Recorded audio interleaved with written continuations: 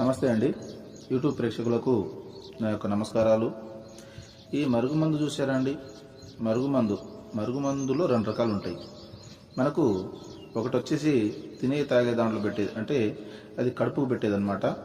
అది మనం అన్నంలో, కూరలో, చికెన్లో, మటన్లో, జ్యూస్లో, స్వీట్లో, కూల్ డ్రింక్లో అది పెట్టచ్చు. అంటే తినే తాగే దాంట్లో పెట్టాలి, అది కడుపుకు పెట్టేది వస్తుంది. ఇక రెండోది మనకు బట్టలకు, చెప్పులకు, తలకు, వంటికి ఏదో ఒక భాగాన పూసే మరుగుమందు వస్తుంది అనమాట. అది లిక్విడ్ వస్తుంది, అది పవర్ఫుల్ లిక్విడ్ అనమాట. అది కొద్దిగా అంటించినా ఇక మనం చెప్పినట్టే వింటారు, మన చెప్పు చేతలు ఉంటారు, అంటే వాళ్ళకు మనం చెప్పింది ఏదమవుతుంది అనమాట. దీంతో పాటు వశీకరణ పూజ కూడా చేస్తానండి.